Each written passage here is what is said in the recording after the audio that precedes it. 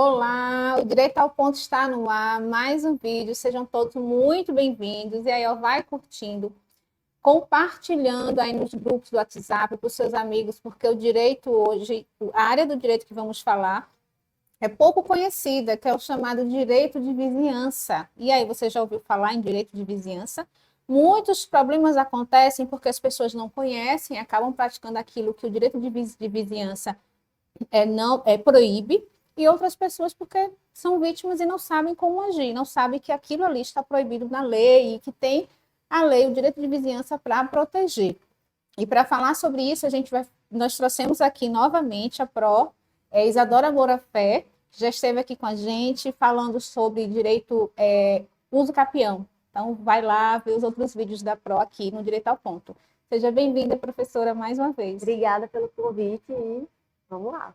Vamos lá. O que é o direito de vizinhança? Acho que a galera já está aqui doidinha para saber. Então, o direito de vizinhança é um conjunto de regras que vão deixar que o proprietário ou o possuidor de um imóvel ele possa limitar o direito de propriedade do seu vizinho. E vice-versa, né? Do vizinho também limitar o seu direito de propriedade ali, para evitar ali conflitos entre eles. Certo. Eu tenho uma casa, né, uma propriedade, e eu posso fazer dela o que eu quero, eu posso construir nela o que eu quero, mas existe aí um limite, né?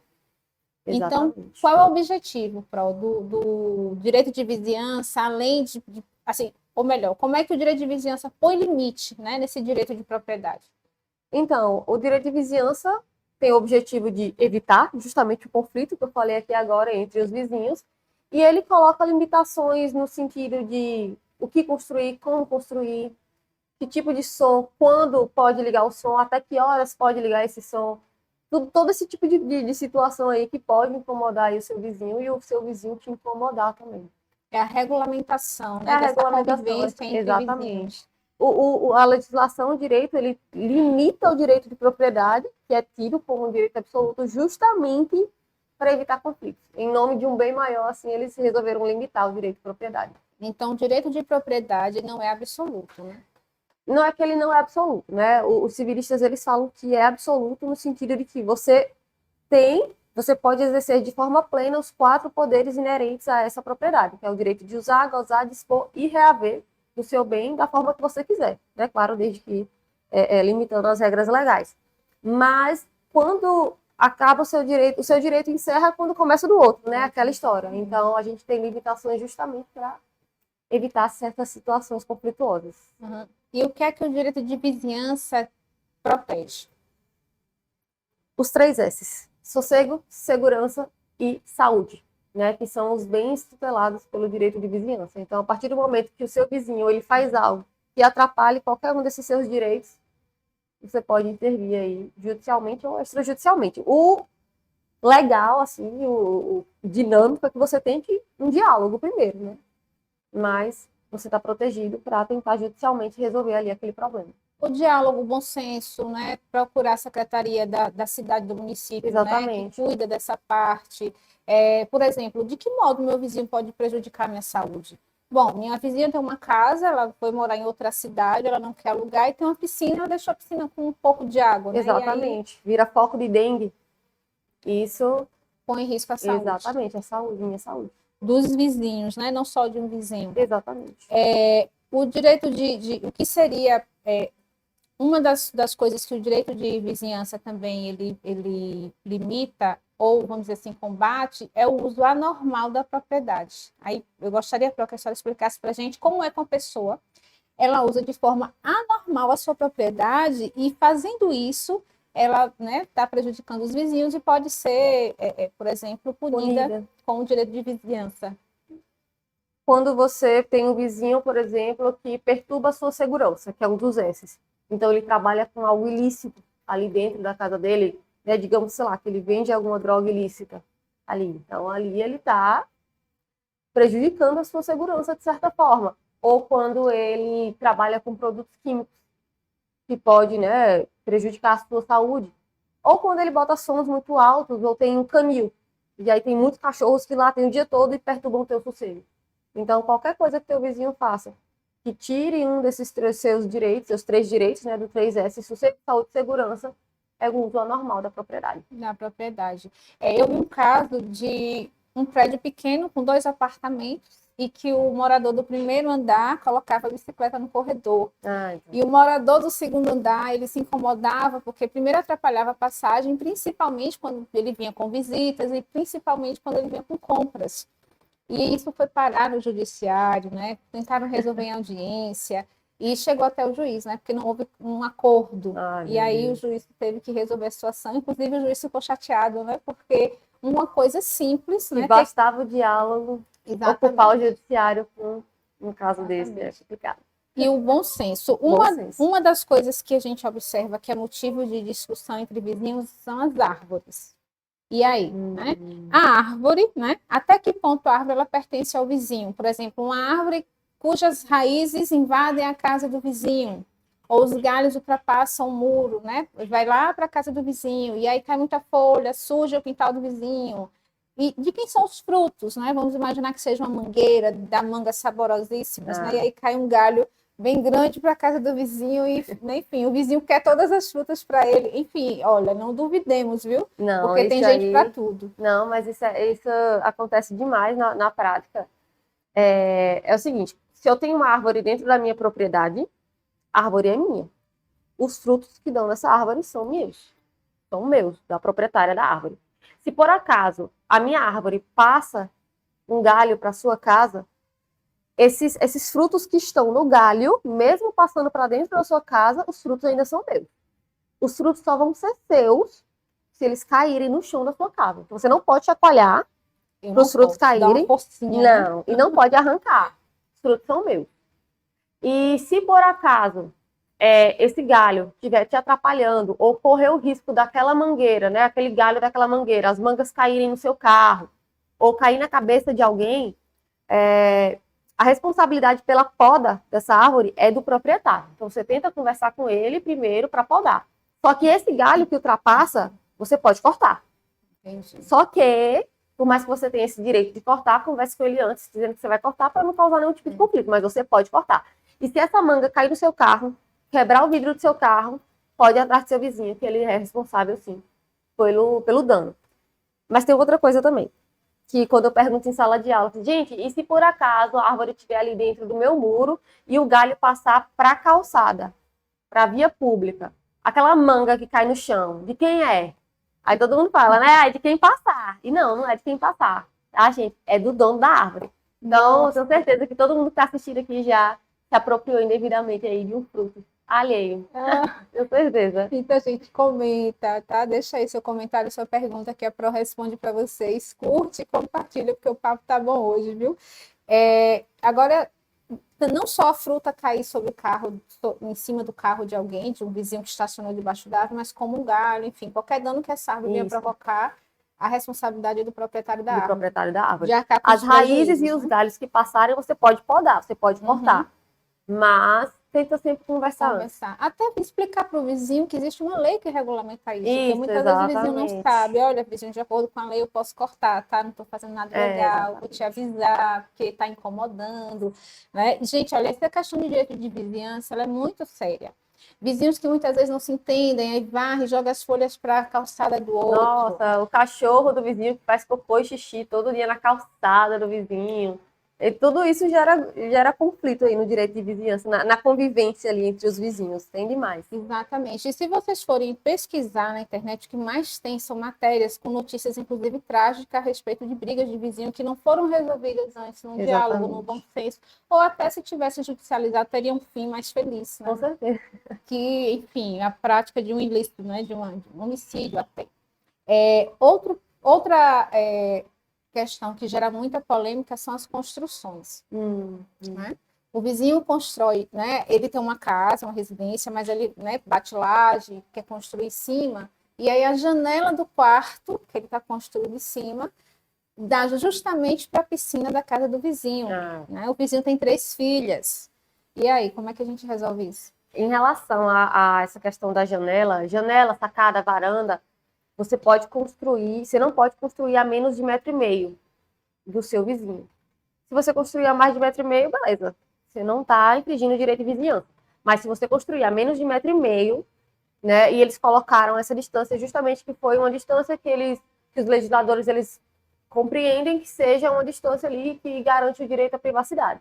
Aí, se acontecer isso, você pode entrar com ação demolitória para pedir para aquele vizinho demolir aquela varanda, aquela sacada, fechar aquela janela. Você tem todo o direito. Não pode. A menos de 1,5 m não pode. E aí o prazo? Sim. Em que tempo o vizinho pode, por exemplo, entrar com ação demolitória, né? Ano e dia. Seja do quarto que o vizinho construiu com a janela para a piscina do outro, seja com a sacada, ou seja, uma varanda que puxa, né? E que invade, mesmo que no ar, um pouco, né? A área do outro vizinho. Qual é o tempo em que eu tenho que entrar com ação para dizer, né? Será que a qualquer momento eu posso entrar com ação e não? Tá? Você tem 1 ano e 1 dia, ano e dia, para entrar com ação demolitória para pedir para o seu vizinho fechar a janela ou destruir ali, demolir ali a sacada da varanda. Agora imagine, né? Uma pessoa constrói um imóvel ou ele vai aumentar o seu imóvel, faz uma reforma e aumenta, e de repente o vizinho lá entra com ação para destruir, demolir, né? Botar no chão aquilo que foi construído, porque o vizinho lá estava fora da lei. E às vezes nem sabia que estava exatamente. fora da lei, né? Então a importância da gente conhecer a lei pátria, né? A lei brasileira. E a questão da quando, por exemplo, a obra está em construção, né? Porque às vezes o vizinho, sei lá, estava morando em outra cidade e aí o cara começou a construir. Aí João, que morava em outra cidade, estava com casa desalugada, volta. Quando ele volta, ele está vendo que a construção está ilegal, porque está invadindo uma parte, né? Ou seja, só tem meio metro de distância. Ou então, como a gente falou, a janela dá, por exemplo, para a janela do quarto dele e da esposa, né? Janela com janela. E ele já tinha construído a casa dele, né?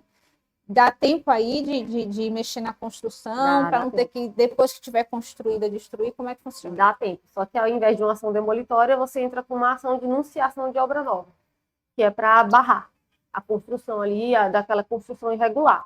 E aí, essa construção irregular, geralmente, assim, dá um prazo de 30 dias para a pessoa regularizar a obra para voltar a construir.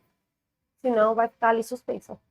Vocês, com certeza, já devem ter visto diversos prédios aí que nem terminaram, tipo, nunca terminaram de construir. Às vezes é porque faltou dinheiro, mas às vezes foi porque está irregular de alguma forma.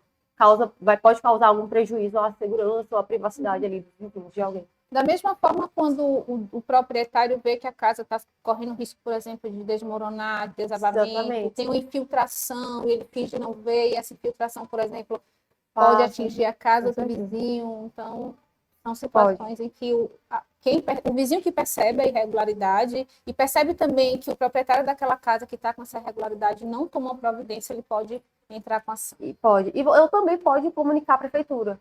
Geralmente, como essas coisas acontecem muito, geralmente a prefeitura tem um canal de atendimento, ou presencialmente mesmo, geralmente uma secretaria aí de urbanismo, você pode entrar em contato para tentar manejar aí essa irregularidade. Sem precisar ir para o judiciário. Sem precisar ir para o judiciário. O judiciário, a gente diz assim, seria o último caso. O último caso evite. E realmente o bom senso deve ser a lei primeira, Se criaram legislações sobre o direito de vizinhança, é porque a gente sabe que tem gente sem bom senso mesmo. Se está ali é porque já aconteceu. Se está na lei é porque já aconteceu em algum momento. Outra situação, essa não sei, eu acredito que não seja tão comum, é a passagem de água, né? Por exemplo, vamos imaginar que tem um conjunto de chácaras ali, determinado proprietário, João, começou plantou uma horta, um pomar, e ele com vias de comercializar, mas é uma pequena, né? É um pequeno negócio. E aí ele precisa de água, mas para construir o canal de irrigação precisa passar pela terra do vizinho. E aí o vizinho se recusa. Como é que funciona? Será a lei dá algum direito a João? Nesse caso da passagem de água, é o seguinte, não precisa nem ser para comercializar, tanto para comercializar ou não. Às vezes minha casa é aqui, né? É um morro, minha casa é aqui em cima e a água está aqui embaixo. Então, para a água subir, eu tenho que construir um aqueduto. Se for para fins comerciais, aí eu acredito que seja melhor uma servidão, onde você vai indenizar o teu vizinho para você receber essa água dele, né? Mas se for o único meio, o único lugar de eu receber água, a passagem de água tem que ser pelo meu vizinho. É a única maneira, não existe nenhuma outra forma de eu conseguir água. Ele é obrigado a deixar. que eu faça uma passagem de água, porque isso é questão de interesse social, né? Que eu tenha água na minha casa. Então, ele é obrigado a permitir e eu não preciso pagar a indenização. A indenização só seria se ele tivesse que sacrificar alguma coisa da propriedade dele. Aí eu indenizaria, mas não precisa de indenização. Mas, por exemplo, se for uma empresa ou, enfim, alguma outra pessoa que precise da água, mas que tem outra forma de conseguir água, mas que prefere passar pelo do vizinho, aí a história já é outra. Aí você constitui uma servidão de aqueduto, uma servidão de passagem de água, e aí você indeniza. Então, essa servidão é como se fosse, numa linguagem, vamos dizer assim, comum, né? Seria um arrendamento. Né? Tipo aluguel, né? Isso, Enfim, tanto que você vai averbar essa servidão no seu imóvel. entendi. Então, não é bem isso, mas é. Mas é por aí, né? Por aí. Um entendimento, uma analogia, né? Isso, Vamos dizer assim. exatamente. Uma comparação, mal comparando, né? Como alguns amigos meus falam. Tem uma situação particular, Pro, que é até com uma amiga minha, ela tem uma roça, né? São vizinhos de roça, e tem uma roça que fica meio que no meio, ali na encruzilhada. E aí a galera tá com a mania de levantar a cerca para atravessar, para cortar caminho para ir para uma outra parte, né? Para uma outra região. E aí a vizinha estava querendo proibir porque ela estava com receio das pessoas começarem a ter direito na terra dela. Isso